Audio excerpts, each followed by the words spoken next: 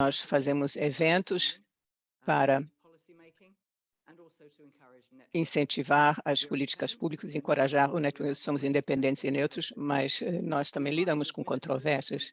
Então, fazemos parceria com ministros, oficiais, embaixadas, outros think tanks e universidades no Atlântico, e também oferecemos associação livre para estudantes, e nós temos esse projeto de 5 anos que está se dirigindo a desenvolvimento social e econômico. Fazemos parceria com o LSE e da London School of Economics, e que é um programa de 5 anos, como temos um fellow, McDewey, que vai fazer as primeiras 2 partes da sessão, e o primeiro hoje ele vai falar do comércio latino-americano em tempos de mudança climática. Então, antes de vermos o relatório, depois teremos um debate em seguida. Então, inicialmente, eu gostaria de passar a palavra ao senhor Gareth Jones, diretor do Centro da América Latina e do Caribe da London School of Economics, LSE. Bem, muito boa tarde. Meu nome é Gareth Jones, sou o diretor do Centro da América Latina e Caribe do LSE. Reconheço muitas pessoas conhecidas, mas também sou professor de Geografia e Meio Ambiente, que é um tema bastante adequado às discussões hoje do nosso painel. É um prazer estar dividindo a presidência do evento com Cristina Cortes, do Cunningham, e também ter essa oportunidade de introduzir o relatório de Amir e também introduzir e moderar o debate com 3 debatedores de destaque, que todos estão virtualmente conectados na nossa tela em diferentes partes do mundo, espero.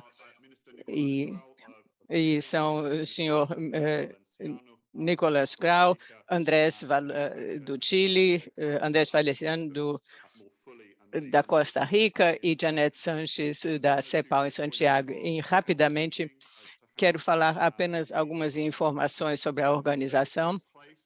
O evento é um evento híbrido,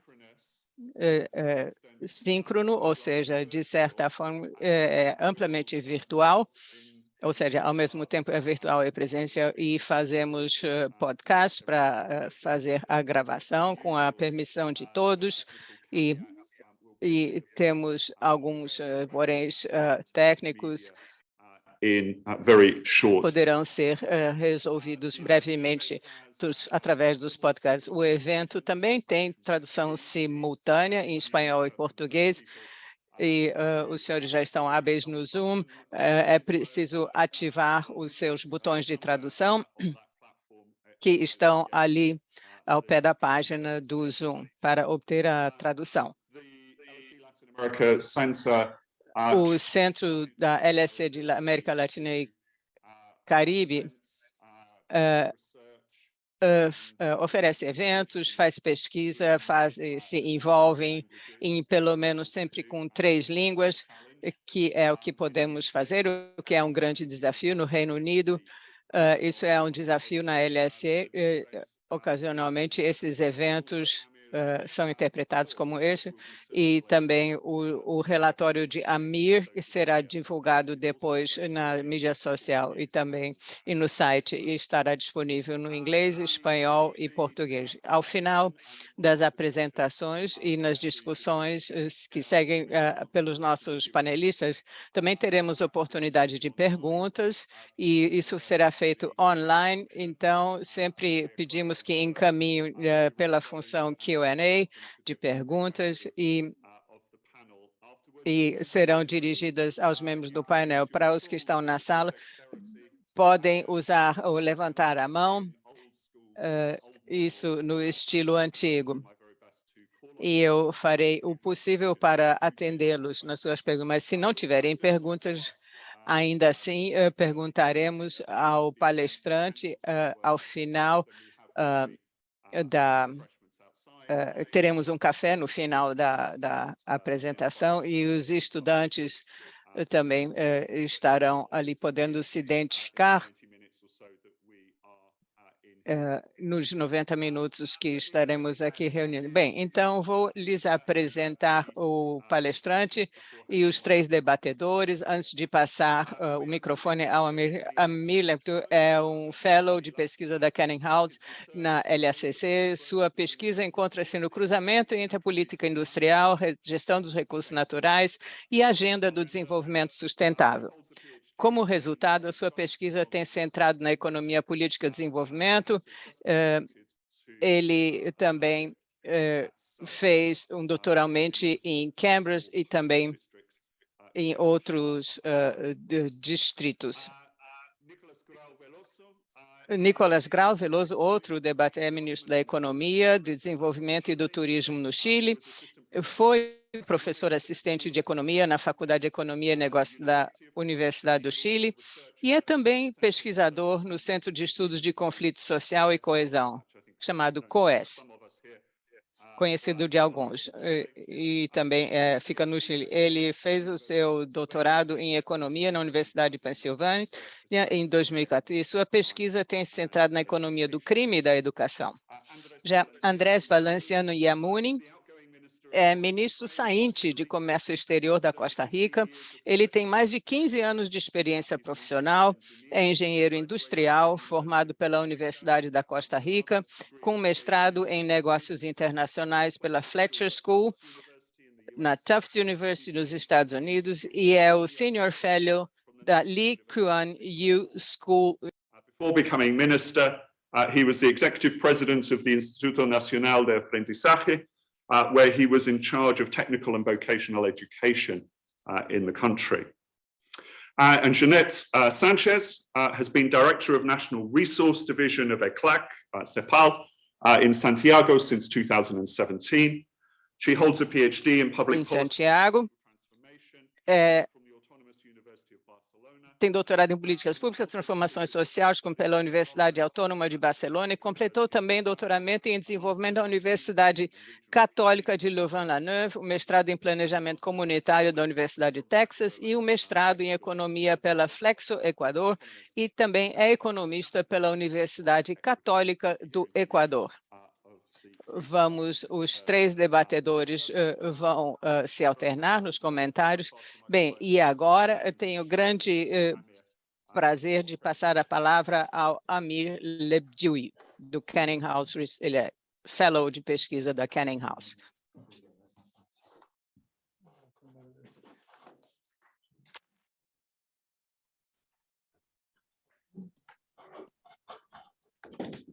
I don't know where to look. It's a very new experience, but it's an absolute... É uma experiência nova, mas é um enorme prazer estar aqui apresentando esse relatório aos senhores. Eu vejo já algumas faces conhecidas.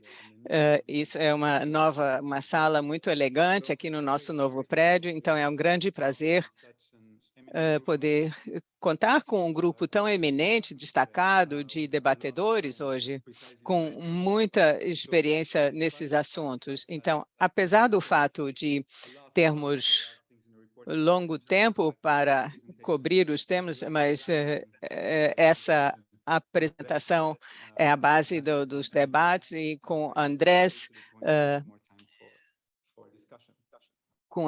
Nicolás e Cristina. Então, o objetivo era analisar os impactos da mudança climática, as oportunidades, o impacto e as opções de políticas que surgem, então, dessa agenda de sustentabilidade. Mais particularmente, temos 5 mensagens básicas que estão acima de tudo. Vamos ver na tela.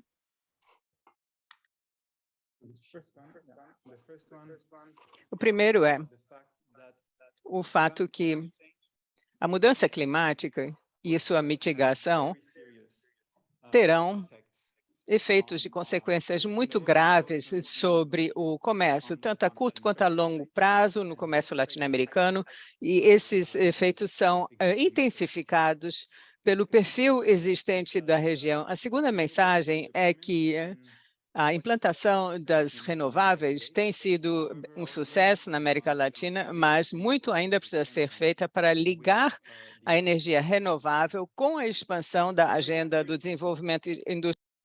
Biodiversity and O environmental. terceiro ponto é que a biodiversidade e os ativos são um dos ativos mais importantes da região. E, então, é importante tanto para a conservação dos ativos, mas mais precisa ser feito para alavancar esses ativos como para o desenvolvimento econômico, o desenvolvimento do comércio, mas também providenciar inovação de valor agregado. A boa notícia é que as ferramentas de políticas bem coordenadas serão absolutamente cruciais para alcançar essa visão da transição ao baixo carbono.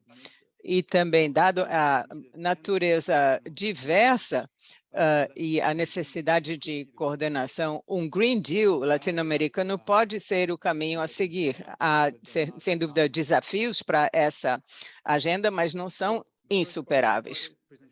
A primeira parte da apresentação é o impacto da mudança climática sobre o comércio e as vulnerabilidades e oportunidades. Primeiro ponto a mencionar é que já existe um efeito devido à frequência que está aumentando de eventos climáticos extremos, afetando a produção agrícola, também a segurança alimentar, mas há mais exemplos no relatório. Em 2020, em que começamos o relatório, as secas causaram quase 80% da perda das colheitas de milho na Guatemala e 50% no México. Então, furacões causam enorme prejuízo nas colheitas, afetando mais de 4 milhões de pessoas. It's a big deal. Causando mais de 2 bilhões de perdas em Honduras. A mesma coisa no turismo, que é uma das fontes importantes de receita na região para alguns países, como a República Dominicana, são 40% dos rendimentos da exportação, e os furacões também levaram a grandes perdas de visitantes no Caribe, e isso custou 11 mil empregos. Então, essas são os diferentes efeitos dos eventos esporádicos do clima, mas eventos radicais. Então, mudanças na precipitação e temperatura também ameaçam a produtividade a longo prazo em diferentes produções agrícolas dos países, que depende disso. Como eu me lembro, alguns anos atrás, quando discutíamos com os chefes das associações industriais, eu muitas vezes ouvi essa noção de que estão exportando tantas coisas como alimentos, salmão, banana, e eles podem, porque devemos nos preocupar com diversificação se há tanta coisa, mas a mudança climática, sem dúvida, é uma questão preocupante para o desenvolvimento da região. Então, essas flutuações irregulares da temperatura podem ter consequências dramáticas na produtividade, por exemplo, também no café da Colômbia, o cacau no Equador e cultivo de salmão no Chile.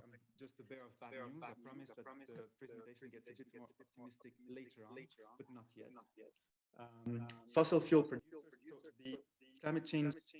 Not only climate change, but also its mitigation also have considerable. Então, por enquanto tenho trazido mais notícias, mas eu prometo que mais para frente eu vou ser um pouco mais otimista. Bom, aqui nós temos, por exemplo, os produtores de combustível fóssil que enfrentam perspectivas e um futuro bem difícil no médio e longo prazo. Por exemplo, sobretudo em países como a Bolívia, Colômbia, Equador e Venezuela, que dependem muito de combustíveis fósseis. E nesses países, essa transição global energética não somente vão perder muitas perdas de receitas públicas e de exportação, mas também empregos. Calcula-se que quase 400 mil empregos vão ser perdidos na extração de combustíveis fósseis e na geração baseada na eletricidade, e a maioria desses empregos vão realmente desaparecer até 2030. Bom, também nós temos algumas notícias um pouco mais positivas que têm a ver com o aumento da demanda de minerais, que são realmente produtos importantes, matéria-prima importante para a economia de baixo carbono, como, por exemplo, cobalto, lítio, níquel, manganês. Aqui vemos no diagrama da direita que esse tipo de tecnologia são cruciais para questões como, por exemplo, o desempenho de bateria de carros elétricos. Por exemplo, um carro elétrico contém 2 vezes mais cobre do que um carro de combustão. Então, realmente, a procura, a demanda por esse tipo de minerais vai aumentar muito nas próximas 2 décadas, e a América Latina é muito rica na variedade desses minerais, o que pode realmente ter um papel importante no futuro comercial dessa região. Vocês têm essa informação aqui mais detalhadamente no relatório, essa diversidade de minerais, e isso é tudo o que tem realmente lá na América Latina como recursos naturais. Mas, entretanto, o otimismo não dá para muito, porque é importante também salientar que nós temos riscos prevalentes de incerteza e disrupção tecnológica.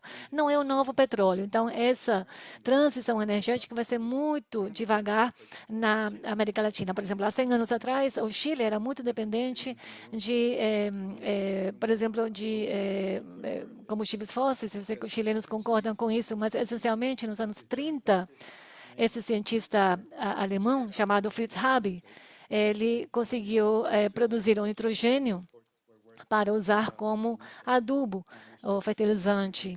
E também isso levou a uma crise econômica no país. E a principal mensagem aqui é que nós temos tido muitos Fritz Habers com esse conto de cautela, não é, que nos faz sermos mais cautelosos.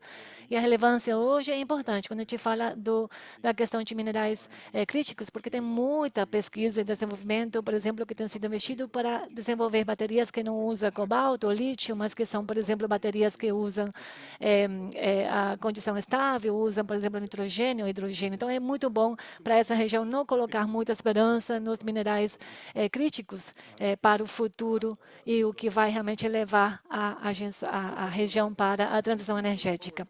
Então, vamos falar de diferentes oportunidades, alternativas. Eu gostaria de mostrar para vocês o panorama do uso de energias renováveis na região.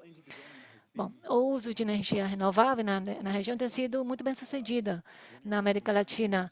As renováveis na geração de energia primária, também na capacidade per capita, realmente é o dobro da média global. No México e no Chile também, as empresas de eletricidade já estão comprando eletricidade baseada na energia solar e eólica, que tem um custo mais baixo globalmente para a geração de energia de qualquer outra fonte, mais ou menos 6 vezes mais barata do que a eletricidade produzida de combustíveis fósseis.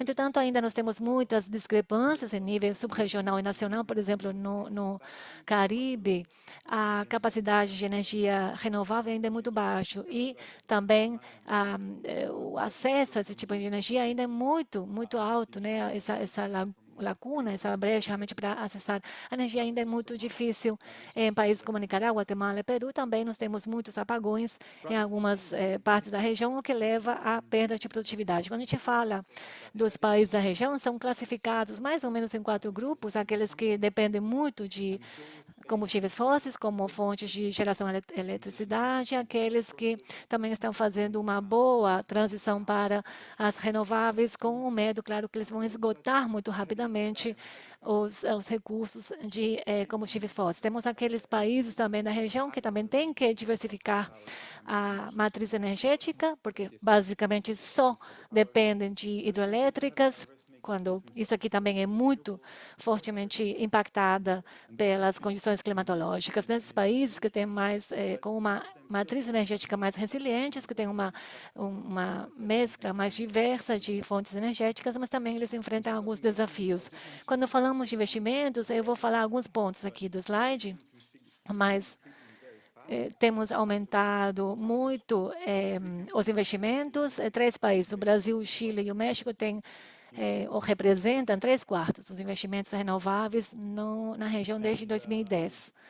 E a composição tecnológica tem mudado muito. Há 15 anos, mais ou menos, os biocombustíveis representavam a maioria dos investimentos em renováveis na região, mas agora a energia solar e eólica representa quase 90%. Em relação ao comércio, nós temos bons benefícios em relação, por exemplo, com o comércio de eletricidade, que está calculado em 35 bilhões de dólares de economia, com um tipo de comércio sem restrições. Essas operações têm sido restringidas e o benefício do comércio regional são ainda maiores, considerando, por exemplo, quando nós temos umas fontes variáveis, como acontece, por exemplo, com o modelo de Nord Pool na Europa, onde, por exemplo, se nós temos um dia com menos radiação solar ou quando nós temos menos vento, aí eles mudam para nuclear. E nuclear realmente é outro tema totalmente diferente. A gente não vai entrar na questão da energia nuclear aqui, mas a ideia é realmente ter um sistema, ou, na verdade, uma base sistêmica, uma abordagem sistêmica em relação a essa matriz energética.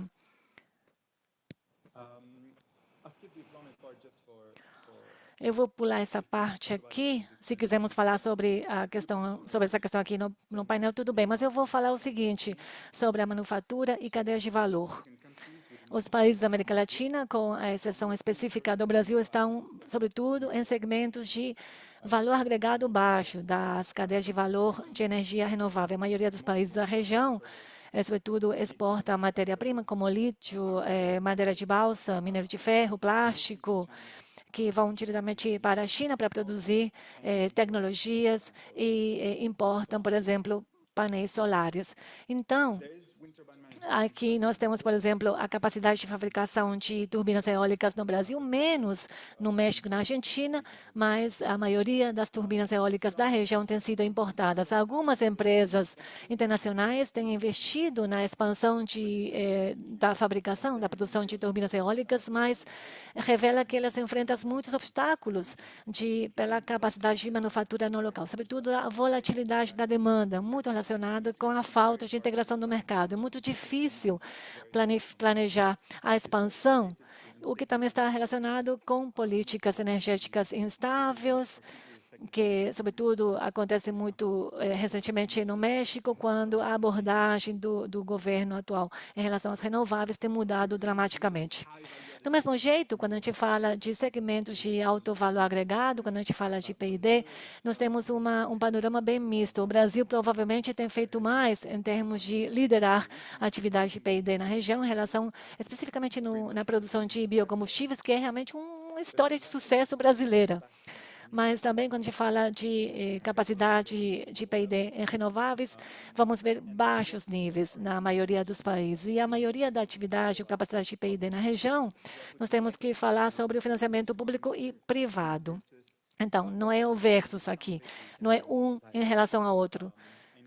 Mas, na região, a maioria dos países é o financiamento público, que supera os 50%, até 70%, que financia o P&D. Se a gente olhar aqui a composição nas economias avançadas, o financiamento público para P&D de renováveis é menor de 35%. Então, no futuro, realmente, o setor privado deveria se envolver mais no investimento e no financiamento de energias renováveis. Eu gostaria de falar do hidrogênio e a oportunidade para os serviços de baixo carbono na região. A América Latina tem uma oportunidade única de produção de hidrogênio verde de forma competitiva. O Chile foi o primeiro país de ter essa política, essa estratégia de hidrogênio com a ambição de exportar 11 milhões de dólares até 2025. O Nicolai depois vai falar sobre isso, aliás, até 2035.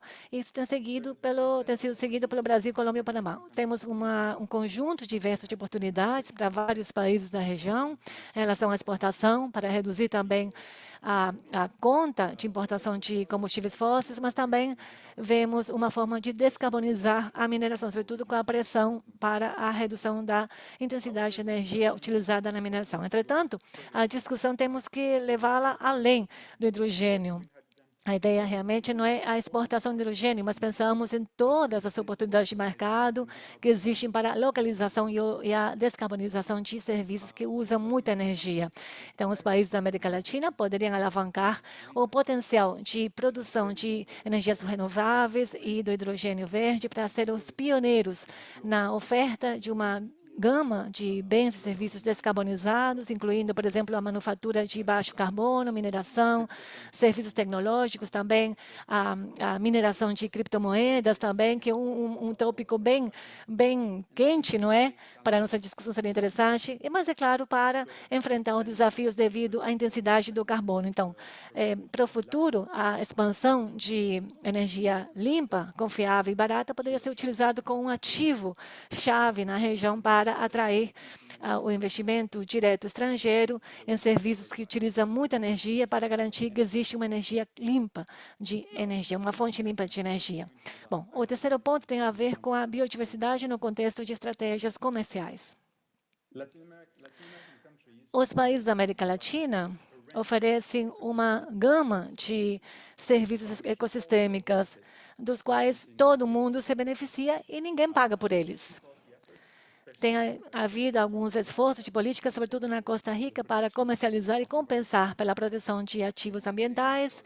O mais famoso, ou realmente a iniciativa mais importante, é o programa de pagamento de serviços do ecossistema da Costa Rica, através do qual os produtores e os donos de terra recebem um pagamento direto pelos serviços ecológicos que eles fazem nas suas terras. Eu acho que um prêmio instaurado pelo príncipe Guilherme, aqui da Inglaterra, isso tem sido reproduzido em outros países, como a Colômbia, no contexto de pós-conflito local, onde várias áreas têm sido protegidas. Uma outra questão também é como sustentar e manter os meios de vida das comunidades locais que antigamente faziam atividades extrativistas. Também nós temos que pensar na questão também na dificuldade das comunidades locais, que têm dificuldade de ter uma remuneração pela comunidade nacional por esse bem ou serviço que é comercializável.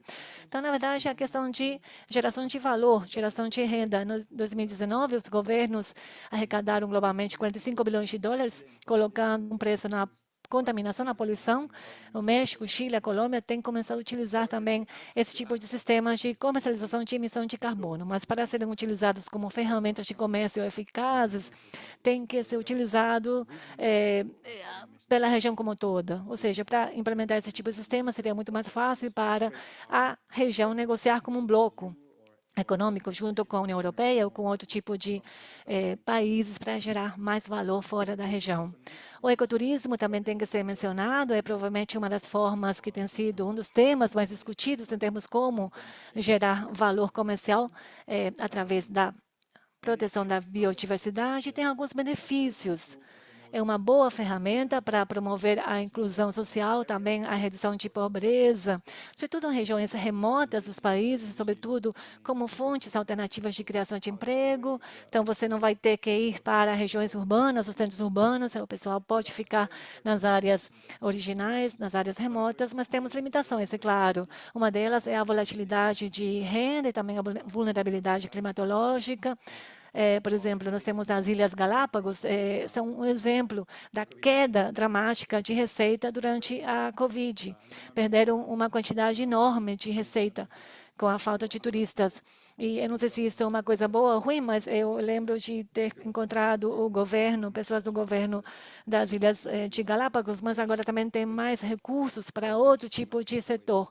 Então, realmente é a questão de poder gerar valor por outra alternativa. Mas também nós temos danos ambientais.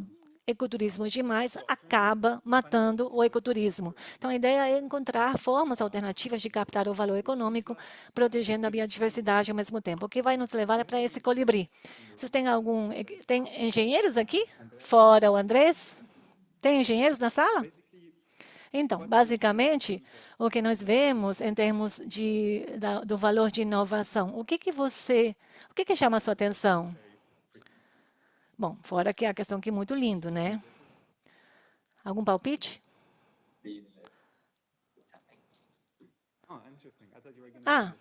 Eu achei que você ia falar da velocidade das asas dele. Pode ser, mas não esse aqui, não. Olha, esse pássaro é a fonte de inspiração do trem-bala japonês, pela forma aerodinâmica do bico. Eu adoraria ter mais tempo, 3 horas, para falar desse aspecto da biodiversidade em relação à inovação. Eu não tenho tempo, mas o exemplo, e os exemplos são assim infinitos em relação de isso aqui é, sobretudo como a inovação baseada na biodiversidade, tem muitos exemplos, e sobretudo da biodiversidade da América Latina. A biodiversidade pode ser utilizada como fonte de informação que pode ser usada para processos industriais e de inovação. Nós já temos visto alguns exemplos e nós temos tido, claro, sucessos e fracassos. Na Costa Rica, eu tive a chance de ir lá em novembro do ano passado. Desde os anos 90, eles têm tido essa ambição, que é basicamente o mapeamento de todos os materiais intangíveis e o reconhecimento da biodiversidade como um banco de conhecimento que podem ser utilizados para diferentes finalidades para inovação. E, bom, eu adoro exemplos, eu gostaria de dar mais exemplos, mas somente para dar uma ideia do que estamos falando, a pessoa aqui que está na foto, aqui no canto direito inferior, o nome dela é Jandri, ela é pesquisadora na Costa Rica, ela e a equipe dela, eles descobriram essa minhoca que produz uma cola super potente. Eu já vi. Olha, as aplicações comerciais são infinitas. Você pode colocar para, por exemplo, fazer uma sutura, pontos cirúrgicos, etc. E não é tóxico. Mas, bom, ela vai publicar o artigo e aí, claro, nós temos que fazer, talvez vai ter uma patente sobre normalmente o que acontece com esse tipo de caso é que a pesquisa é feita na América Latina, mas o valor comercial é tirado por outros países, não é? Então, falando lá com vários pesquisadores nesses ecossistemas, nós temos vários obstáculos que eles falam para aproveitar realmente todo o potencial da inovação baseada na biodiversidade. Primeiro, eles têm uma bioprospecção limitada e o valor derivado deles até hoje é muito limitado. A Costa Rica tem feito alguns trabalhos nesse sentido, mas ainda eles encontram esse tipo de obstáculo. Falta de massa crítica também de capital humano especializado devido a uma falta também de capacitação universitária interdisciplinar. Normalmente são pessoas que estudaram alergia de, por acaso, acabaram estudando nanotecnologia na Suíça e voltaram para o país, mas esse tipo de formação de capacitação não é oferecida nas universidades da região. Também um apoio financeiro inadequado, sobretudo quando a gente fala de materiais naturais ou da biodiversidade. Quando a gente fala das implicações de política, temos os níveis nacionais, regionais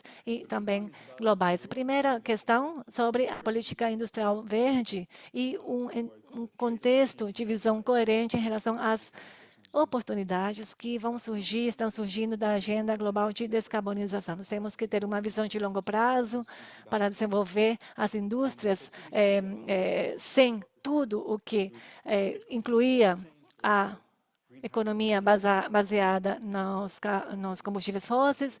Então, nós temos, por exemplo, áreas estratégicas onde a política industrial poderia focar.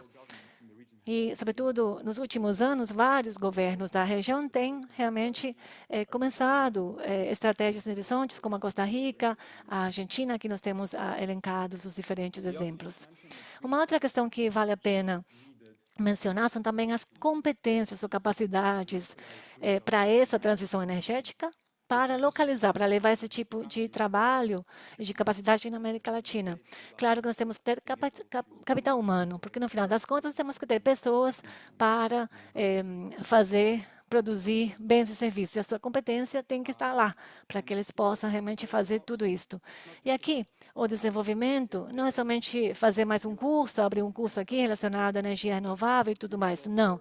Realmente é necessário um novo pensamento de programas nacionais de educação que garantam que que o pessoal possa ter realmente a competência para aproveitar esse tipo de oportunidade que vem da transição energética. Na província de Santa Fé, na Argentina, foi criada uma agência para trabalhar com esse tipo de capacitação para apoiar a transição também de esses empregados.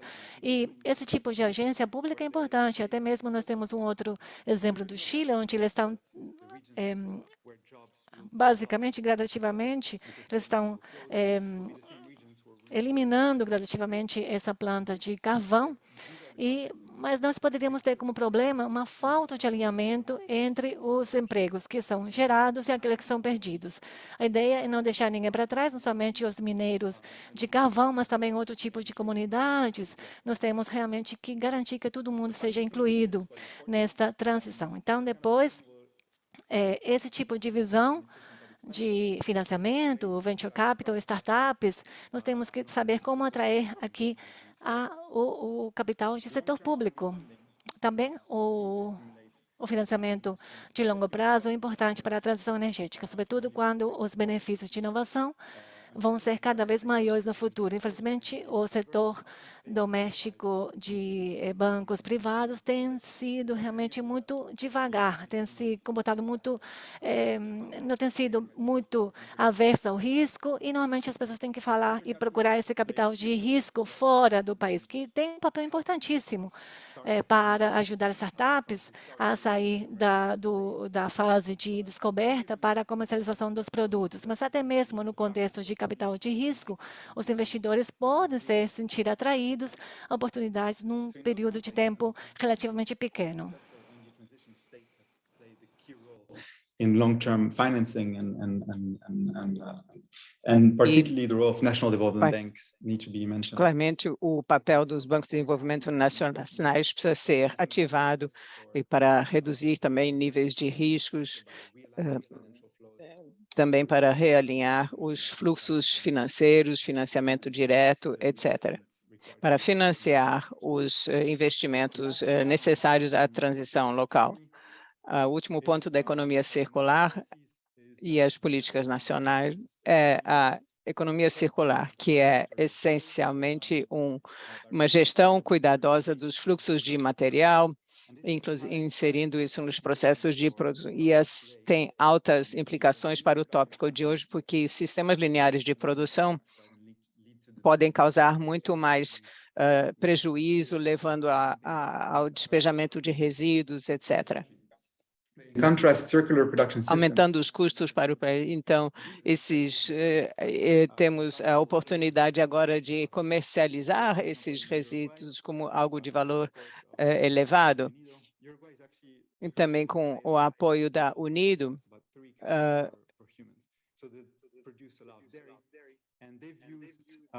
eles têm usado o setor de a produção de laticínios do Uruguai, realmente usa todos os resíduos, as fezes dos animais para gerar mais valor. Então, esse é apenas um exemplo de como integrar valor. Então, os países latino-americanos podem se beneficiar dessas oportunidades. Entretanto, existem limites muito claros sobre o que governos individuais podem fazer sem a cooperação regional e os ativos ambientais, como, por exemplo, na Amazônia ou os oceanos, garantem a proteção da biodiversidade e evitam a hiperexportação de bens. Então, esse corredor pacífico em frente à Colômbia e outros países fizeram, e o mesmo também nas cadeias de fornecimento locais ou regionais, garantem mais economia de escala. Então, por exemplo, se houver um lockdown na China, isso vai afetar a região aqui. As trocas de informações regionais também são importantes. Então, a divisão das necessidades de compra através de um fornecimento de energia limpa, tudo o que sabemos muito mais nesse âmbito. E, por último, a capacitação, a capacitação nacional, que vai também depender da colaboração regional, e não são apenas para os bens de baixo carbono, mas agrupar os recursos de P&D e outros recursos para desenvolver a região.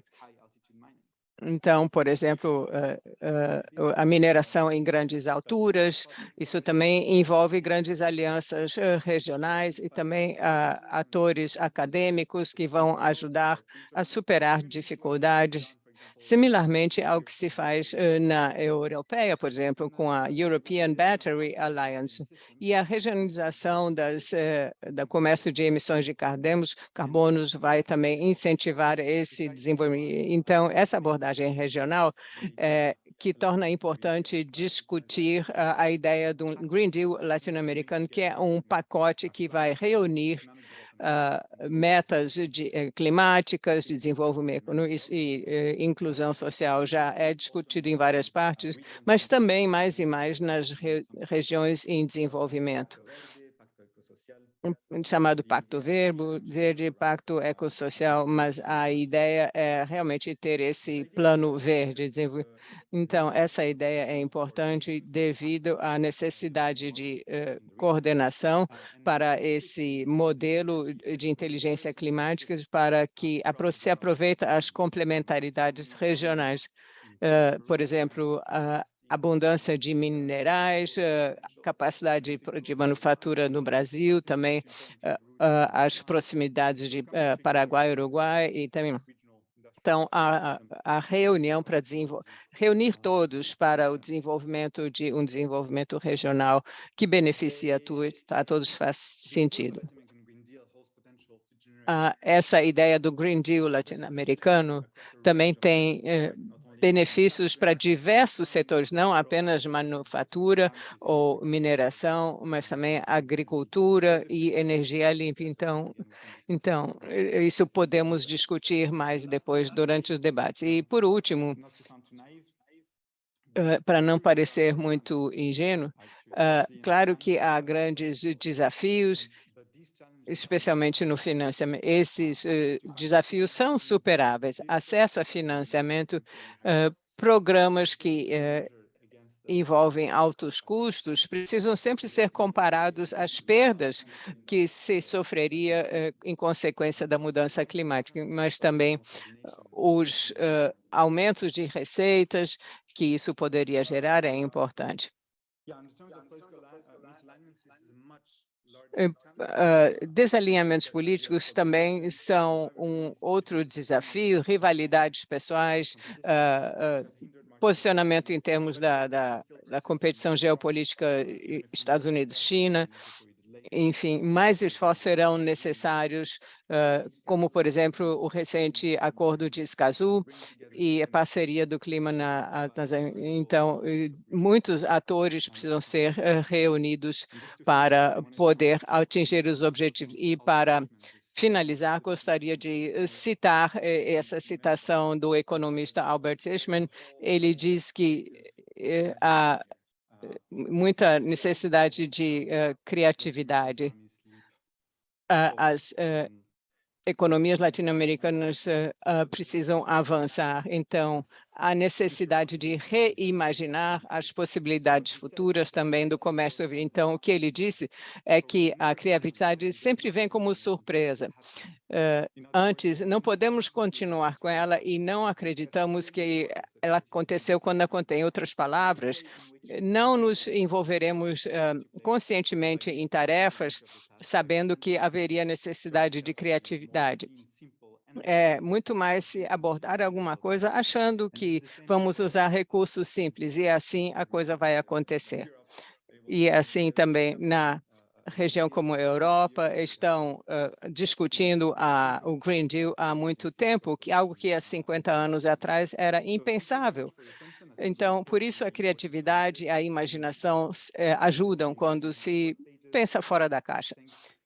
Muito obrigado, agradeço a todos que contribuíram para esse relatório. Sem dúvida, a minha foto está na capa, mas há muitas mãos que participaram da confecção desse estudo, desse relatório, e todos poderão compartilhar sua experiência. Então, aqui temos os meus dados de contato, estou sempre à disposição para esclarecer dúvidas ou maiores explicações. Muito obrigada. Obrigado, senhor Amir.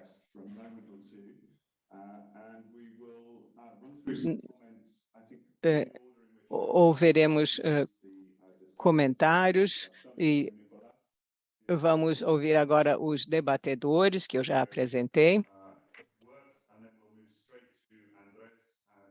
Em seguida, ouviremos Andrés e depois Janete. Agradeço inicialmente a oportunidade de comentar esse relatório, que é muito relevante, muito importante para o tipo de debate que estamos mantendo atualmente no Chile, e foi realmente muito útil também para o meu trabalho. Agradeço por isso. E muito obrigado ao Amir. Amir é um grande amigo e também o Ocampo, que é meu amigo. Eu vou falar duas coisas. Primeiro, uma questão central que me ocorreu quando eu lia o relatório e também durante a apresentação do Amir. E depois, algumas coisas importantes para os eventos, mas essa segunda parte relacionadas. E alguns pontos relevantes do relatório. O debate conceitual, existe um debate relevante na economia, que é como medir o desenvolvimento. E como os senhores observarem as tendências nos últimos 30, sim, a resposta é alguma medida de bem-estar, que mede o bem-estar, o desenvolvimento. Então, a tradição dos anos 40, 50, a ideia era medir o bem-estar através da manufatura, produção ou a capacidade produtiva de um país. E eu pensei, então, que quando a incerteza que existe é tão alta como temos em relação às mudanças climáticas, a ideia de apenas se focar sobre o bem-estar, deveríamos focar no bem-estar médio e não nas variações. Ou seja, eu acho que há uma forma de reunir essas duas condições, no sentido de que o que importa não é apenas a expectativa de bem-estar social que se tem para os próximos 10 anos de um país, mas também as variantes desse bem-estar. E aí é importante as capacidades produtivas, a complexidade, ou seja, o nível de incerteza que enfrentamos em relação à mudança climática é muito maior desafio do que tínhamos do tal evento histórico do Chile sobre o salitre, que o preço desabou. Então, essa questão que enfrentamos nos anos 30, então, focávamos toda a nossa exportação sobre o salitre, era o principal produto. Então, esse tipo de coisa é mais importante hoje em dia nas mudanças climáticas. Então, isso me leva à oportunidade de, nesse debate, de rediscutir como se deve definir o bem-estar e como medir o desenvolvimento. Esse era um primeiro comentário. E depois perguntamos por que o relatório seria importante para o Chile. Eu concordo, sim, com o relatório que diz que a América Latina tem uma grande oportunidade se pudermos progredir na ideia de pensar na região como um todo. Temos e o aspecto relevante de classificar os países, perguntar quais as fontes de energia e quais os principais produtos que exporta cada país. Se pensarmos nesses dois aspectos ou fatores, o Chile estará no grupo de países para os quais a mudança climática é uma oportunidade, porque nós produzimos cobre, lítio e, no futuro, também produziremos hidrogênio verde. Então, sem dúvida, são 3 produtos muito relevantes para eletrificação no geral, ou para geração elétrica, e também dispor de energia verde. Ou seja, basicamente, estamos no caminho certo, o Chile. Mas isso é apenas uma oportunidade, não é algo que já está ocorrendo, ou enfim, que há, sem dúvida, diversas orientações no relatório, dicas, para se beneficiar dessa oportunidade que o Chile está tendo. Então, quais seriam, o que eu extraio do relatório, ou seja, os desafios que temos para tirar vantagem das oportunidades. Então, primeiro é escalonar todos os investimentos. Precisamos de investimentos para a economia verde o mais rápido possível e também precisamos discutir a orientação disso. Não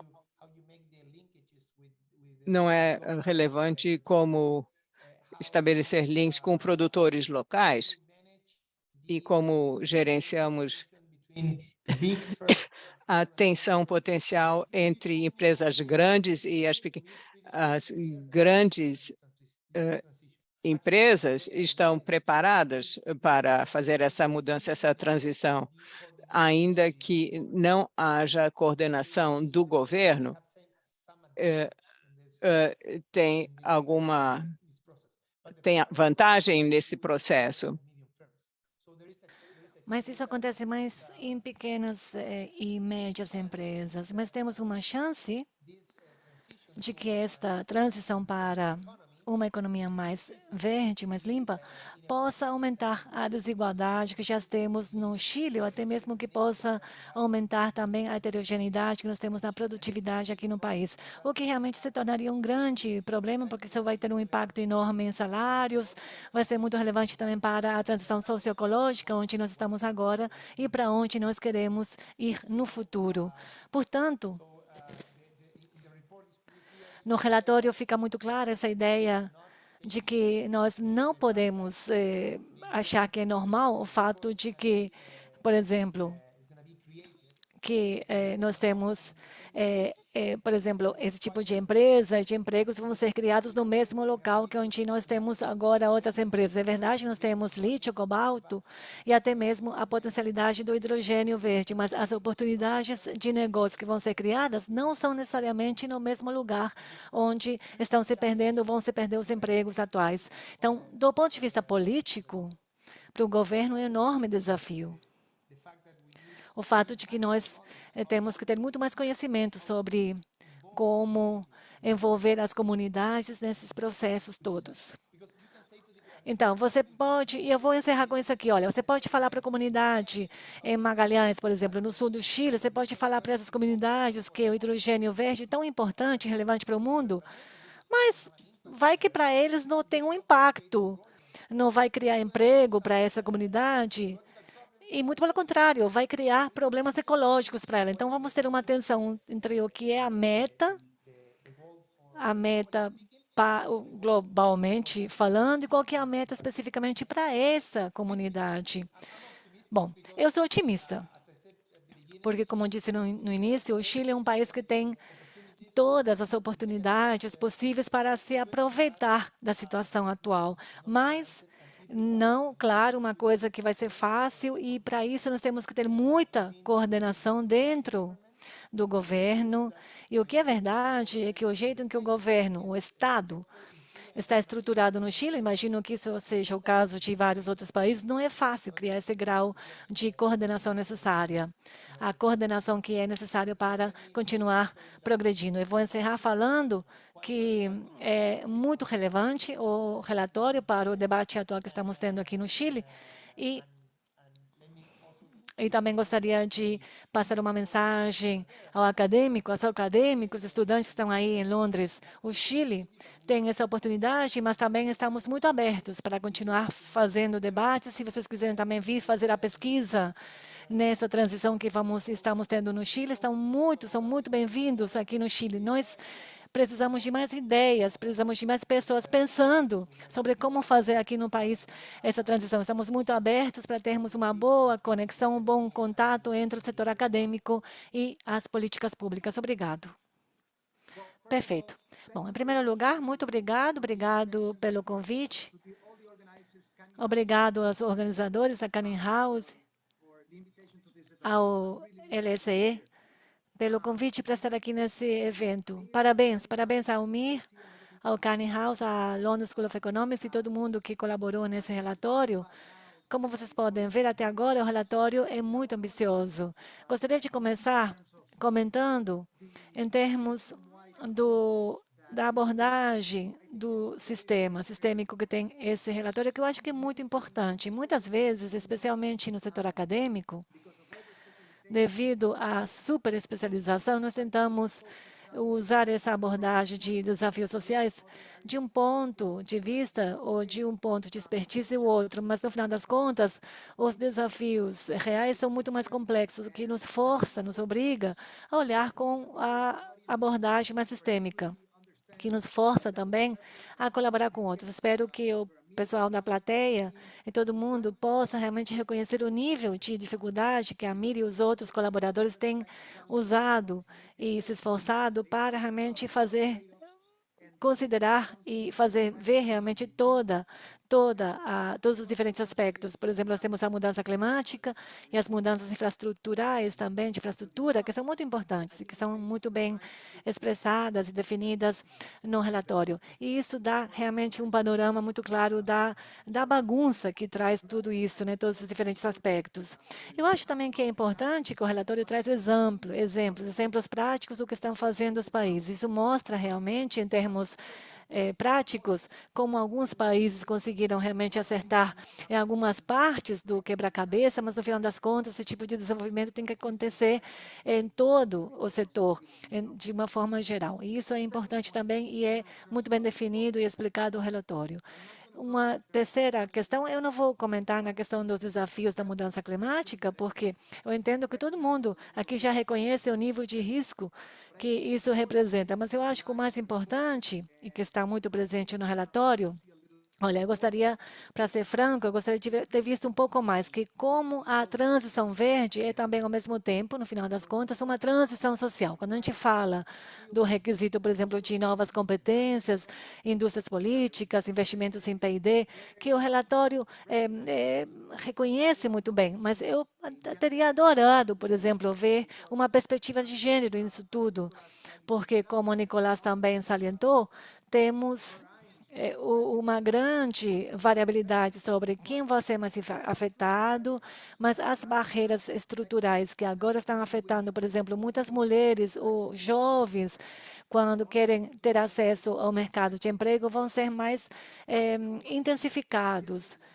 Se a gente tivesse aplicado uma perspectiva de gênero na análise, teria revelado a necessidade de políticas proativas nesse sentido. Então, esse é um ponto, ter essa discussão, não somente do ponto de vista da sustentabilidade, mas também do ponto de vista social. Eu acho que é chave realmente para continuar com o debate.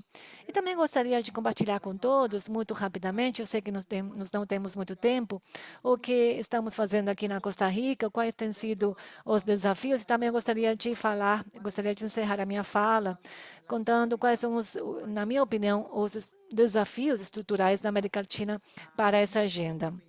Olha, como muitos de vocês sabem, na Costa Rica, nós temos feito um esforço consciente nos últimos 20 anos para garantir que a essa estratégia de diversificação de exportações, que tenha que ser integrada com as metas de biodiversidade e sustentabilidade. Foi muito bem apresentada quando a Costa Rica apresentou e lançou o plano de descarbonização. Eu acho que tem algumas questões úteis quando a gente fala de um novo pacto ecológico, pacto verde.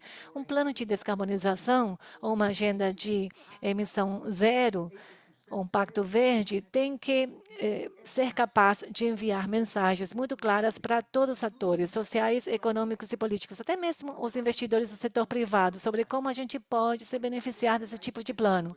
Por exemplo, salientando oportunidades de negócio, como se preparar melhor para regulamentações futuras, que têm que ser mudadas, por exemplo, em nível local, nacional e regional. Por exemplo, a Amir já falou que o Pacto Verde na Europa já está mandando sinais importantes sobre como a regulamentação vai mudar na região no futuro. Uma segunda área de lições para serem aprendidas e discutidas é que a política tem que ser realmente inclusiva. Porque se formos ter uma transição justa, esse tipo de plano tem que ser feito de forma participativa, ou seja, nós temos que oferecer espaços e planos de longo prazo, trabalhando com grupos tradicionalmente excluídos. Nesse sentido, gostaríamos de falar que nós temos que respeitar aquela coisa que fala o seguinte: nada sobre nós sem nós. Por exemplo, esse plano de descarbonização também, as contribuições nacionalmente determinadas, a gente fez todo esse trabalho com a coordenação de mulheres, pessoas com deficiência, os indígenas, mulheres, crianças e jovens, muito parecido com o que o Nicolás comentou, porque nós temos que conseguir envolvê-los para realmente trabalhar com estratégias que não deixem ninguém para trás. Também na Costa Rica, quando a Costa Rica lançou o plano de descarbonização, a gente pensou o seguinte: como que a gente vai conseguir aumentar também essas negociações comerciais que estejam alinhadas com esse plano de descarbonização, como proposta de valor do país? Então, com o relatório fala muito estrategicamente e muito corretamente. Nós temos que ter alavancas de políticas que se mexam ao mesmo tempo. Por exemplo, na Costa Rica, isso é um exemplo de como a gente fez isso aqui no país. Quando o ministro de Meio Ambiente lançou o plano de descarbonização, nesse mesmo tempo, estava trabalhando na educação técnica no país. Nós também lançamos um currículo, basicamente, para as competências verdes. Tudo o que tem a ver, quem que vai reparar, consertar os carros elétricos, quem que vai fornecer a assistência técnica, por exemplo, em relação a infraestruturas renováveis, também até a questão agrícola. Então, também com as agências de promoção econômica, também lançamos um programa ao mesmo tempo para apoiar e financiar as pequenas e médias empresas, para que pudessem transformar as empresas para estar alinhados com essa agenda verde e também em relação à tecnologia ou tecnologias verdes. Por outro lado, tivemos também a agência de promoção de investimento, lançando também simultaneamente a iniciativa que o Amir falou, que é a iniciativa de biomateriais com o Banco Interamericano de Desenvolvimento, falando o seguinte, que já a Costa Rica está se promovendo como local de investimentos estrangeiros direitos que valoriza a sustentabilidade. Então, com essas empresas, quando a gente for progredir também para mais PID sustentável, a ideia é realmente que nós possamos ter mais investimentos. A minha ideia é, primeiro, tem que ser incentivado e lançado pelo governo. Depois, tem que ser o setor privado que continue financiando. E também, no Ministério de Comércio Exterior, começamos com a negociação de acordo para comércio sustentável. É uma negociação trilateral comercial que estamos fazendo com as Ilhas Fiji, Noruega, Finlândia e a Nova Zelândia. Então, na verdade, países que pensam igual que a gente para promover a troca de bens e serviços sustentáveis. Isso, na verdade, vai incentivar a transformação de uma produção linear e para uma economia circular, que é necessário para progredir nesta agenda. Finalmente, em termos dos desafios que temos para o futuro, e para encerrar, o primeiro desafio que eu vejo, a Amir falou muito corretamente, é a colaboração política na América Latina. Vocês sabem, a integração comercial e política na região tem sido difícil, vai continuar sendo difícil. Eu vou falar somente três pontos principais. Primeiro, a falta de infraestrutura na região, que significa que tem custos altíssimos de transporte e logística na região, temos mecanismos fracos de integração na região e temos barreiras comerciais, sobretudo porque nós temos os interesses locais nacionais. Essa história da integração econômica na América Latina tem levado a uma fragmentação e de esforços subregionais de integração que não vai para a otimização em termos do que a região como um todo poderia alcançar.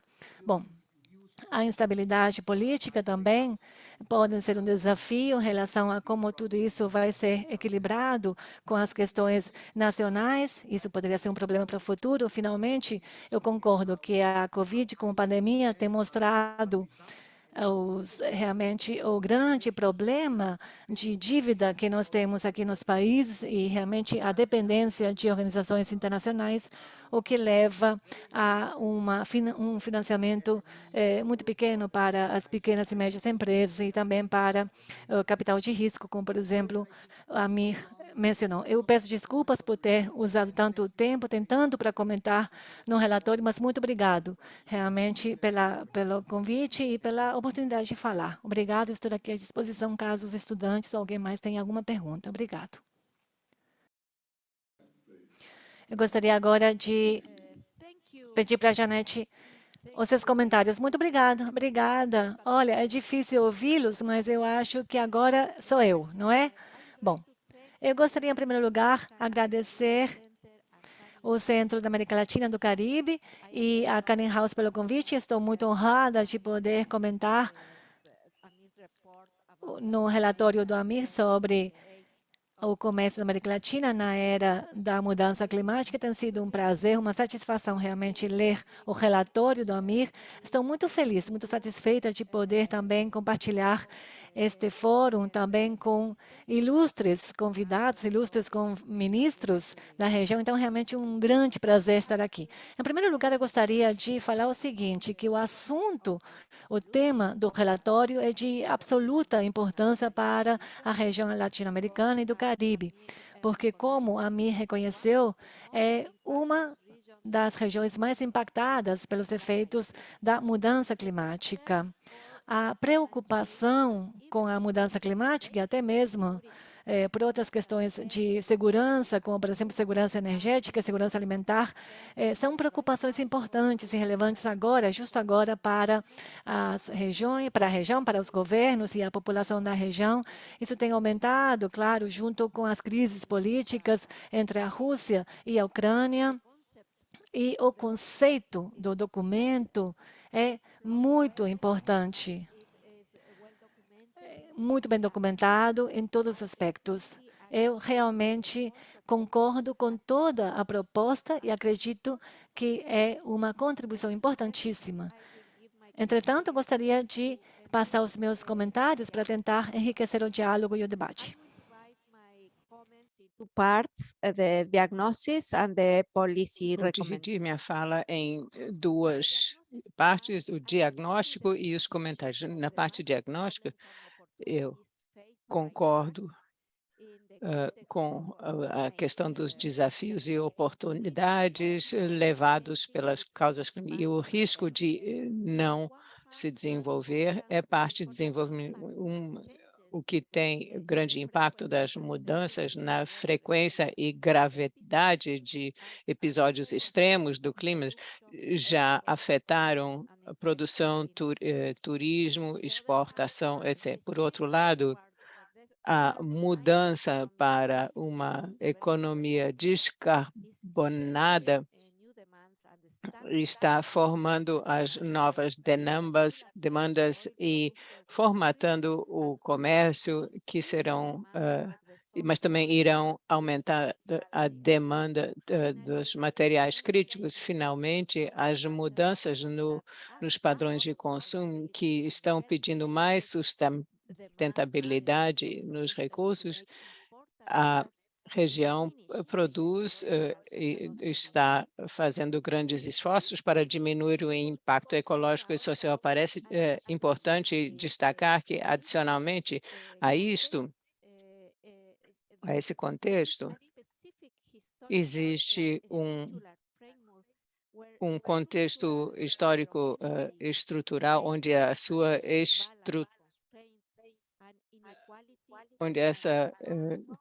nós vemos que as desigualdades compõem problemas sinergísticos que têm que ser considerados num Green Deal. A região não mudou a sua grande dependência de recursos naturais com baixo valor agregado e com uma grande pegada ecológica que torna importante considerar o que Amir falou da diversificação da economia. Então, é importante fazer mudanças estruturais e nesse contexto, é preciso promover desenvolvimento sustentável ambiental.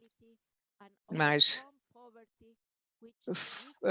superar desigualdades, a pobreza e melhorar a coesão regional. Como André falou, ao lado dos problemas e os impactos, o Amir considerou no relatório alguns setores-chave que devem enfrentar os desafios da mudança climática, começando com o setor de mineração. É verdade que minerais críticos têm um papel importante na América Latina, especialmente devido às tendências globais da transição energética e eletromobilidade. Também é verdade que há muita incerteza e risco na inovação tecnológica, que são de preocupação ecológica das atividades, e são questões importantes numa região onde conflitos sociais e ambientais estão aumentando. A extensão dos benefícios, como a Amir destacou, vão depender da regionalização adequada das cadeias de fornecimento, mas também da boa governança que poderá aliviar os impactos. Então, isso requer políticas públicas e boa coordenação. Eu diria, é importante apoiar as mudanças em especialização na área de matérias-primas para pensar primeiro no desenvolvimento regional, sabendo que a região precisa, nessa época de mudanças climáticas, e pensar no seu papel nesse aspecto do setor mineração. Amir propôs usar materiais críticos como alavanca de desenvolvimento na região latino-americana e também para promover mudanças na região, mas isso é uma meta que ainda não foi historicamente alcançado pela região. Um novo tipo de governança é necessária, com uma liderança do Estado e boas alianças junto com a academia e o setor privado, e também uma importante coordenação e cooperação regional são necessários. Em relação ao setor de energia, o Amir nos deu espaço no seu relatório explicando esse setor. Ele acha que a América Latina é a região com a maior participação de renováveis, o que torna o deixa otimista em relação às nossas possibilidades, mas eu seria cuidadosa nesse sentido, devido ao baixo progresso e porque se concentra basicamente na energia hidrelétrica e as outras fontes de energias são marginais. praticamente 70%, 75% da energia gerada é de origem hidrelétrica e mais progresso deve ser feito para acelerar a adoção de outros renováveis e evitar a insegurança de energia devido à mudança climática e devido justamente às variações climáticas, além de prevenir impactos futuros, como, por exemplo, os causados pela guerra entre Rússia e Ucrânia. Go when it comes Ainda há um longo caminho a seguir quando falamos da matriz energética e há alguns desafios a ser superados, não apenas no lado da oferta, mas também no lado da demanda. É importante, no contexto atual, ver o aumento do preço dos hidrocarbonetos e como isso afeta a nossa matriz, como produtores e importadores também. E destacando a oportunidade de fortalecer a transição em direção à energia limpa. A CEPAL já fez diversos cenários de investimentos em energia renovável que podem ser considerados na área de biodiversidade, como a me reconhece, a região latino-americana é provavelmente a região mais rica de recursos de capital natural no mundo, mas isso não tem sido estrategicamente usado pelos países e é necessário coordenar muitos esforços múltiplos para alavancar, para aumentar o valor da biodiversidade. O Amir mostra que um dos nossos maiores desejos para a região, quando ele fala que o comércio baseado em biodiversidade e serviços de inovação podem ser uma força matriz para incentivar o desenvolvimento econômico e o comércio na região. Na América Latina, cerca de 20% dos empregos dependem dos serviços do ecossistema, mas esses empregos são vulneráveis e variáveis, ou seja, precisamos mudar para algo sustentável com urgência e considerando a parte das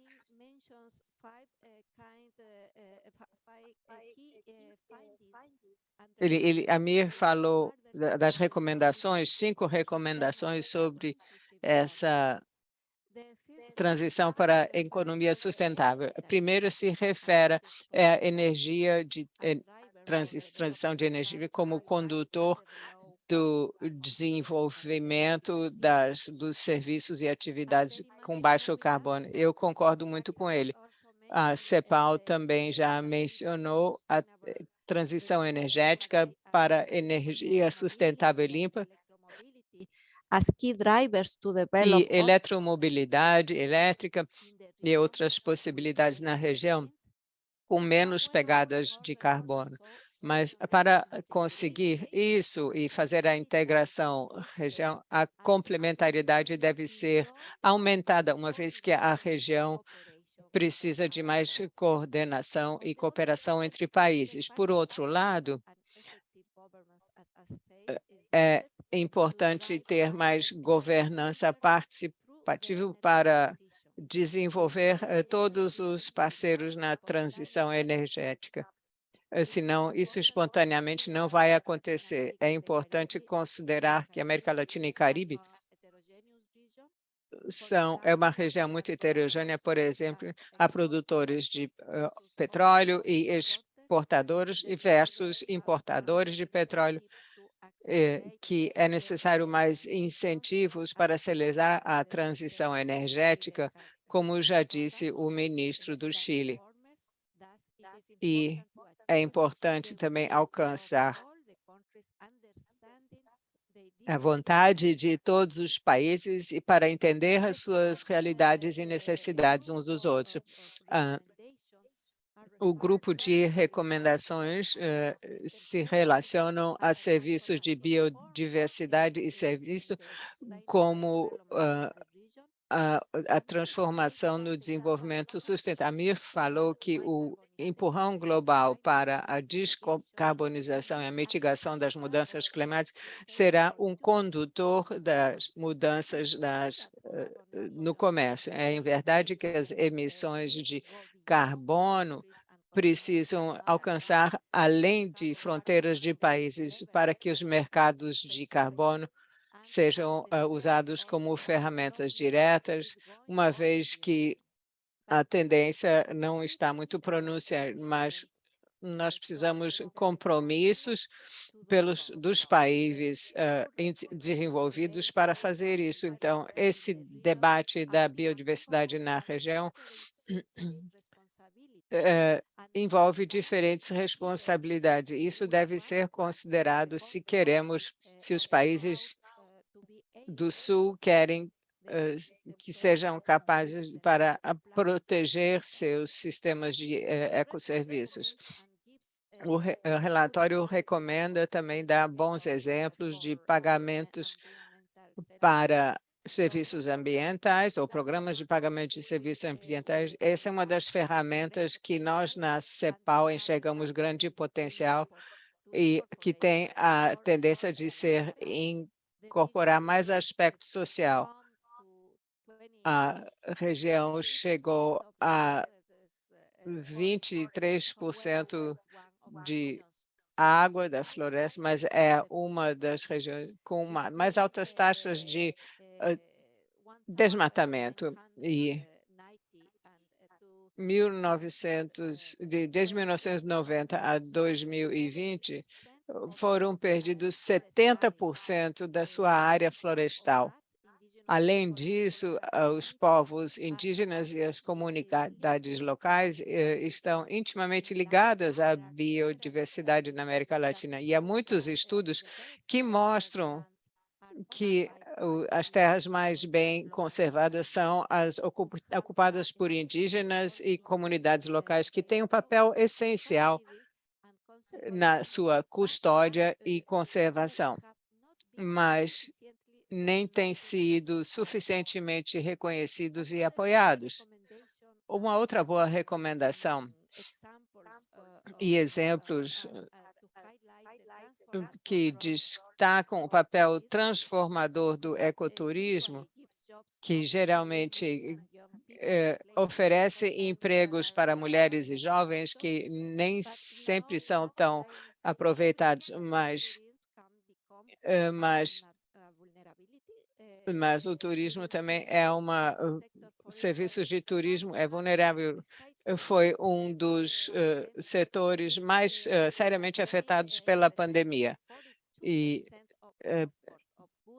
o turismo representava 42% da exportação e serviços no Caribe e 10% na América Latina, e gerou 6 milhões de empregos diretos e 15 milhões de empregos indiretos. Em relação ao debate às informações de biodiversidade, a Amir destacou que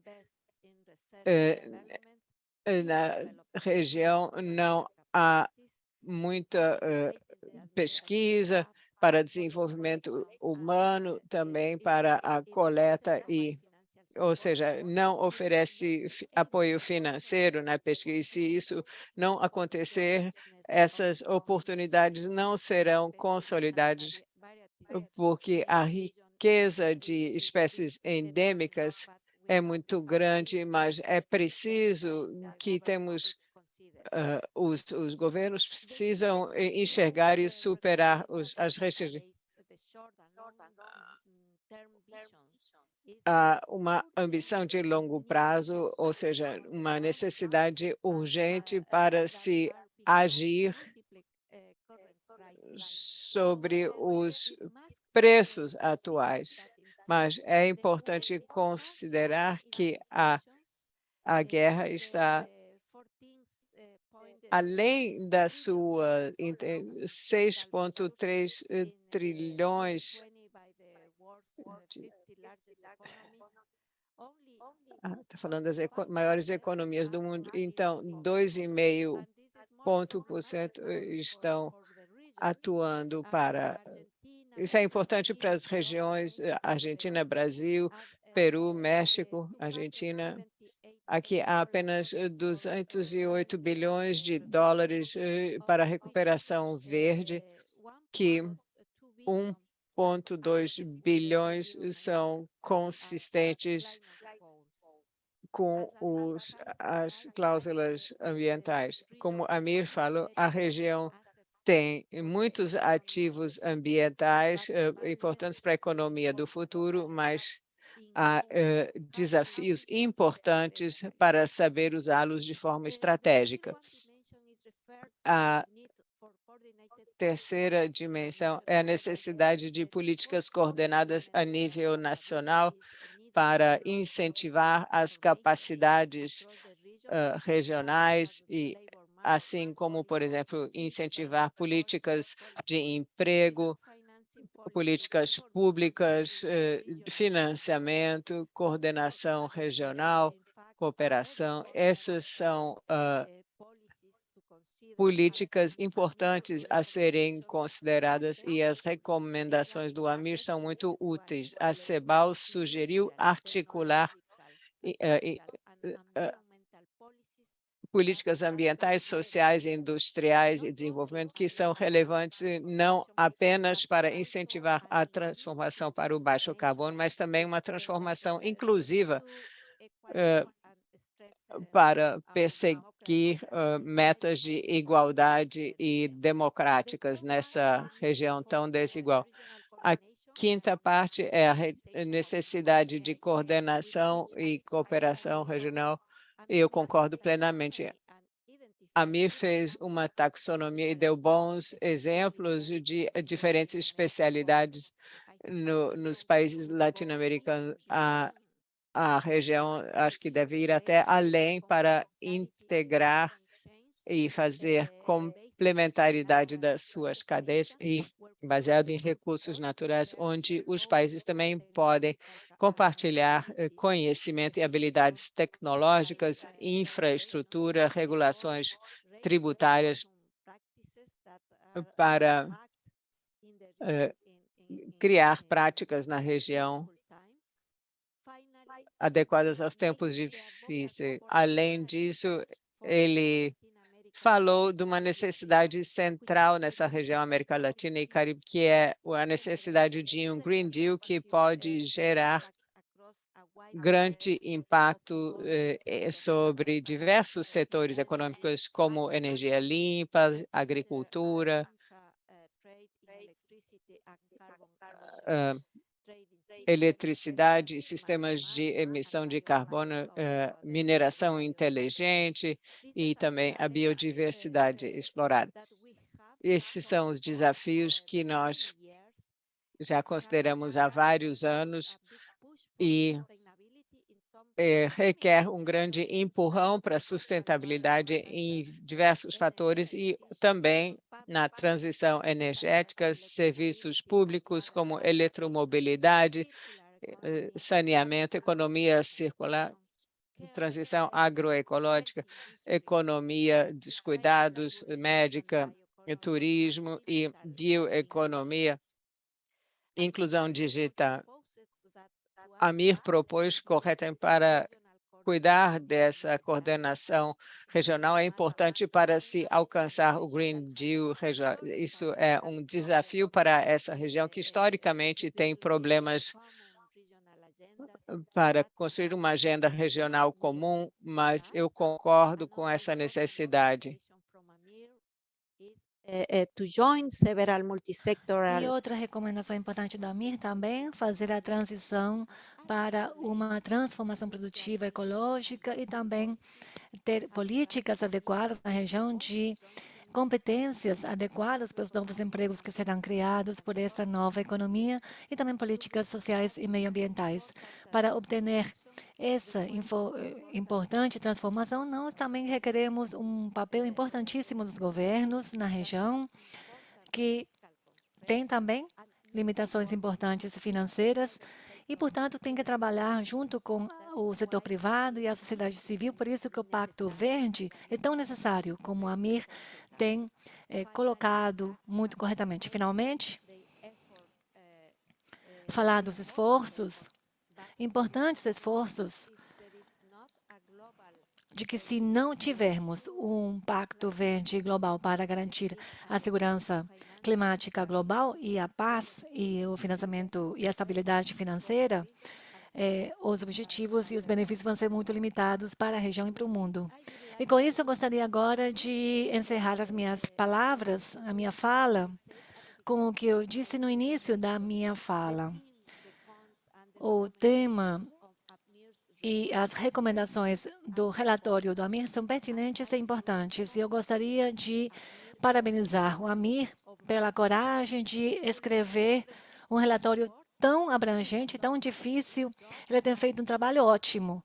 E ele nos deixa aqui para a região ideias, propostas muito importantes para um bom debate aqui na região e para o desenvolvimento aqui da região da América Latina e do Caribe. Obrigada.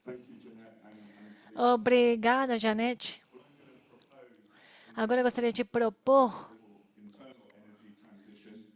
para a nossa transição energética interna, ver se tem perguntas aqui na plateia e também, claro, convidar o Amir para responder as perguntas que possamos ter aqui da plateia que está aqui na sala e dos que também possam ter perguntas conectados pelo Zoom. Primeiro, eu vou pedir às pessoas aqui da sala se têm comentários ou algum tipo de pergunta para os colegas, para os convidados ou para mim.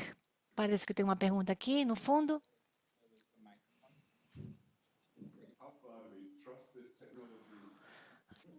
A gente tem que confiar na tecnologia, né? Vamos ver se dá para ouvir a pessoa que está tentando falar no microfone na sala. Olha, muito interessante a sua apresentação. Eu vou tentar ser rápido. Gostaria de perguntar para o Amir sobre a inovação que vem da biodiversidade e as ferramentas jurídicas que estão também relacionadas com a propriedade intelectual e as ferramentas também de economia. Se os países da América Latina poderiam reter os benefícios que vêm da inovação feita naqueles países, também se isso poderia também encorajar também as pessoas que vão fazer mais investimentos e aplicar também essas condicionalidades para que essas inovações não sejam desfavoráveis para o meio ambiente e criar também oportunidades econômicas para os países da região. Obrigado. Ótimo. Alguém mais tem uma outra pergunta?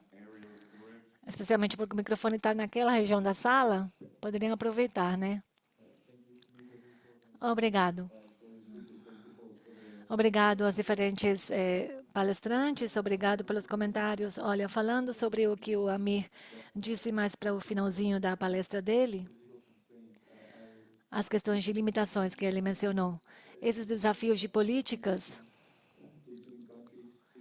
a questão de falta de integração econômica entre os países e a questão também política entre os diferentes países. Gostaria de ouvir um pouco mais sobre os desafios institucionais nos diferentes espaços políticos e o que faz falta para que essa coordenação política aconteça na região. Gostaria de ouvir um pouco mais sobre esse assunto. Obrigado, Amir. Você gostaria de responder essas duas primeiras perguntas? E depois eu vou ver se os painelistas têm algum tipo de comentário. Estão me ouvindo? Estão me ouvindo lá online? Sim? Ótimo. Em primeiro lugar, muito obrigado. Obrigado pelas perguntas, muito interessante, pelos comentários. Claro que agora eu gostaria de voltar a escrever o relatório com esse feedback, né, que eu tenho recebido agora aqui durante a sessão. Especialmente os que vêm do pessoal que está lá na realidade. Sobretudo a dimensão social do assunto, que é muito interessante e relevante. Bom, a primeira pergunta do Giovanni, aqui na sala, sobre a bioinovação e as questões institucionais também. Olha, é realmente uma pergunta difícil, porque é uma área muito cinza, juridicamente falando. O primeiro aspecto da inovação da biodiversidade é a extração do material genético que depois vai ser utilizado para inovação, que somente acontece para o setor farmacêutico, para a agricultura, etc.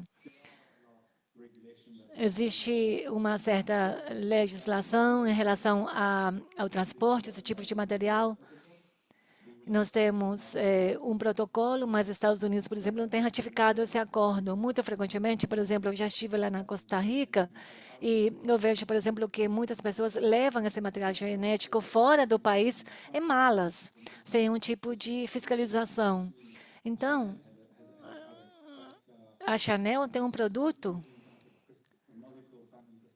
que é com uma molécula que foi criada na Costa Rica, e com certeza você consegue comprar esse produto da Chanel em Londres. Então, você basicamente, o que acontece é que o pesquisador lá encontra alguma coisa lá na natureza e, como eu já disse, nós, por exemplo, vemos vários exemplos, né, na natureza que tem sido utilizado e pode continuar sendo utilizada para inovação.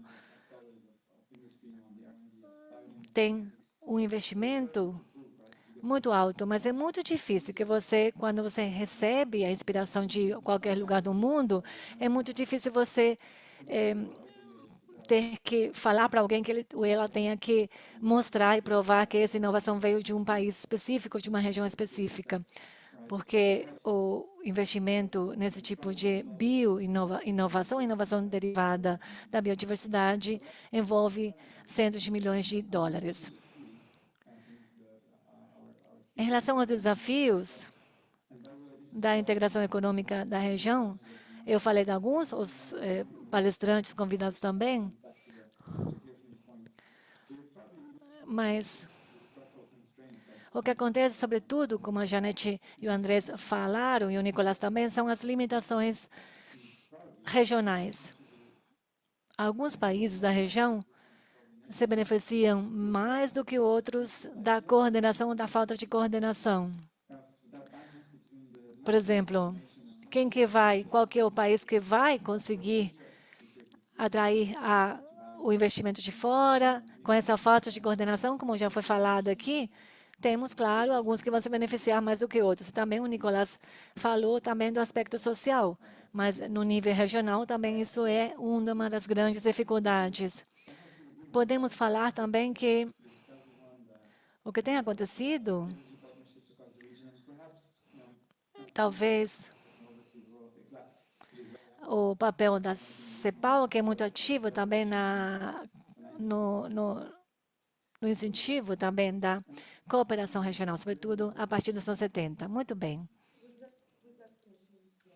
Mais alguma outra pergunta? Sim, temos outra pergunta, assim que eu vou dirigi-la diretamente a você. Essa pergunta vem de Amanda do Brasil. Ela fala o seguinte: como você vê o avanço do interesse em combinar a tecnologia e as fintechs com a agenda sustentável? E você acha que essa nova tecnologia, como a blockchain, por exemplo, e a Big Data, poderia melhorar as oportunidades de energia verde e limpa na América Latina? A segunda pergunta vem do Bruno Pérez. A pergunta dele é: quais setores estratégicos você acha que tem mais potencial para contribuir para o desenvolvimento econômico ecológico na América Latina, e não são os casos mencionados, setores marginais, e qual que é o papel também das reservas de lítio, as possibilidades de criar também uma OPEC, por exemplo, do lítio, oportunidade de melhorar também na cadeia de valor de manufatura de baterias e de carros elétricos. Obrigado, Amir, pela apresentação. Olha, a minha pergunta é a seguinte: você falou de uma questão que eu acho que é muito relevante, e também o Andrés e o Nicolás falaram, que é a dimensão social, desafios sociais. Eu sou advogado que trabalha na área de empregos. Um dos problemas que enfrenta não somente a América Latina é o fato de que vamos ter muita resistência dos interlocutores sociais. Eu também acho que isso vai ser relevante, como já foi mencionado. Também uma outra questão é o fato de que a América Latina tem alta porcentagem da população na economia informal. Quando a gente fala da educação, quando a gente fala de empregos e competências, a Argentina ou qualquer outro país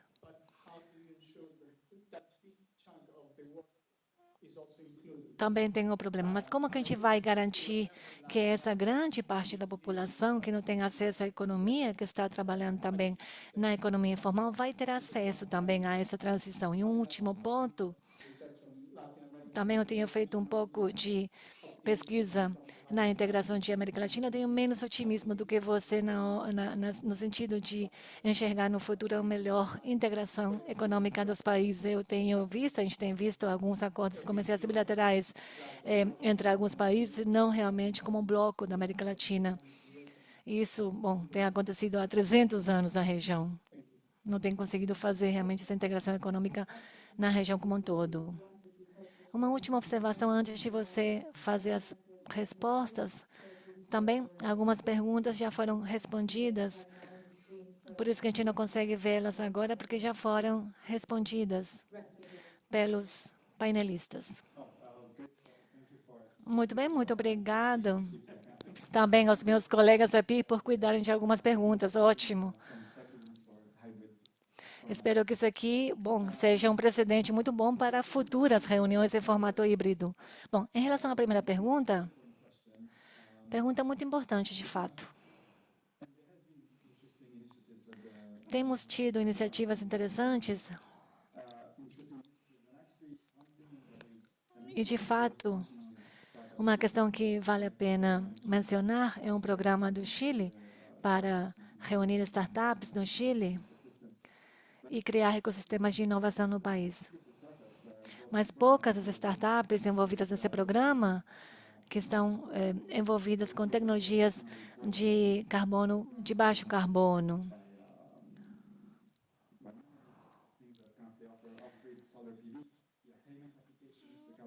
Temos, por exemplo, também a questão de pagamentos para juntar, por exemplo, essa questão de tecnologia limpa, esse fintechs. Na verdade, nós temos realmente que aumentar esse tipo de setor de forma significativa. Nós temos as startups nas Américas Latinas, esse setor cresce muito rapidamente, mas ainda temos muito para ser feito para conseguir continuar encorajando o crescimento das startups. Também quando a gente fala do lítio, também, claro que a coordenação regional é necessária, claro, entre a Argentina, o Chile e a Bolívia, mas, em primeiro lugar, com o trabalho de extração na Bolívia, eles têm problemas ambientais e sociais, porque para a extração do lítio, eles têm que também destruir uma beleza natural, que são os lagos, não é, naturais.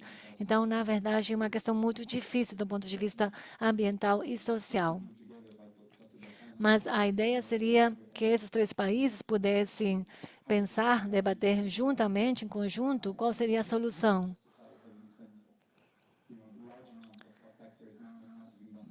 Porque realmente eles vão ter que justificar o gasto do dinheiro de contribuintes para a extração do lítio. Também em relação a outra pergunta que foi feita, que tem mais a ver com o que também foi o assunto do primeiro relatório, a questão de desigualdades, que tem também a ver com o novo equilíbrio também e dirigir também esforços para áreas específicas, não somente áreas econômicas, mas também áreas que vão afetar a vida das pessoas. Também foi falado, sim, isso é importante, pessoas que estão agora no setor informal que vão ter que adquirir novas competências que vão ser necessárias na transição energética. A Costa Rica realmente tem tido o sucesso, mas claro que não todo mundo tem tido acesso a oportunidades de emprego formais que acontecem nesse processo de transição. Também nós temos um assunto importante aqui, sobretudo em relação de povos indígenas, sobretudo no México. E temos aqui um aspecto de educação, de divulgação e comunicação, explicando certamente quem que vai se beneficiar desse tipo de atividades. Eu acho que, de agora em diante, nós temos que ter discussões, debates mais formais em relação ao governo e ao setor privado, negociando tudo isso, mas, claro, com o envolvimento dos sindicatos, a sociedade civil, as comunidades, para que possam juntos decidir qual que é o tipo de transformação necessária para que as pessoas se sintam realmente envolvidas no processo. Eu encerrei a minha fala com uma frase. Eu vou falar de outra, que tem a ver com o pessimismo e com o otimismo. Eu sei que temos muitos desafios, mas eu quero ser otimista. E, bom, nós temos realmente que confiar e ter um pouco de fé também. A intérprete se desculpa, mas o som da sala não está vindo muito claro. Obrigado, Amir.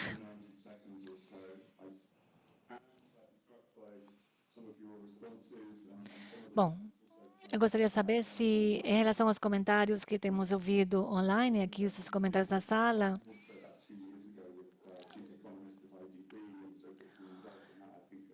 tem sido comentado também sobre o desenvolvimento liderado pela infraestrutura, pela inovação e tudo mais,